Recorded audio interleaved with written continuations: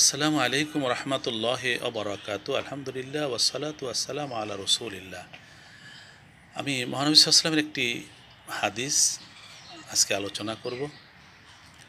রাসূল আকরাম সাল্লাল্লাহু আলাইহি ওয়াসাল্লাম বলেছেন, মান সাব্বা আসহাবি ফাআলাইহি লানাতুল্লাহি ওয়াল মালাইকাতি ওয়ান নাসি আজমাইন। আল্লাহ রাসূল সাল্লাল্লাহু আলাইহি ওয়াসাল্লাম বললেন, যে ব্যক্তি বা যারা আমার সাহাবীকে গালি দেয় তাদের উপরে মহান আল্লাহর অভিসম্পদ, ফেরেশতাদের অভিসম্পদ, সকল মানব জাতির অভিসম্পদ। অর্থাৎ সাহাবীকে গালি দেওয়া অত্যন্ত জঘন্য একটি কাজ। রাসূল আকরাম সাল্লাল্লাহু আলাইহি ওয়াসাল্লাম বলছেন, যে ব্যক্তি সাহাবীদের ভালোবাসে সে আমাকে ভালোবাসে। ঠিক তেমন রাসূল আকরাম সাল্লাল্লাহু আলাইহি ওয়াসাল্লাম বলেছেন, যে ব্যক্তি আমার সাহাবীদের সাথে শত্রুতা রাখে সে স্বয়ং আমার সাথে শত্রুতা রাখে।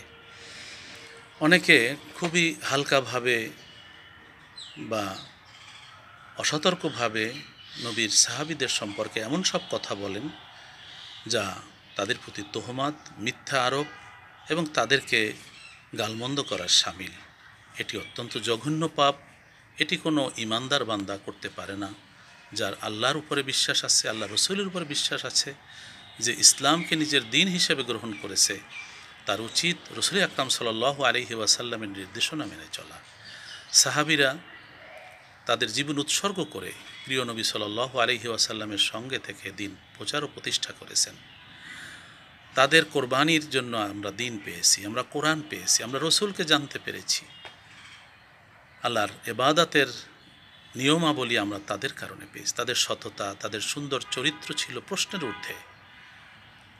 আল্লাহ রসুল তাই বলেছেন, আসহাবি কান নুজুম বেআইহিম ইক্তাদাইতুম ইহতাদাইতুম। আমার সাহাবীরা তারকার ন্যায়, তোমরা যার অনুসরণ করো তোমরা হেদায়েত প্রাপ্ত হবে। আর এখানে অত্যন্ত কঠিন কথা বললেন যে আমার সাহাবীকে গালিগ্রুজ করবে, গালমন্দ করবে, মন্দ কথা বলবে, তার উপরে আল্লাহর গজব এবং ফেরেশতাদের অভিসম্পদ, মানব জাতির অভিসম্পদ নিপতিত হবে, অর্থাৎ সে ধ্বংস হয়ে যাবে।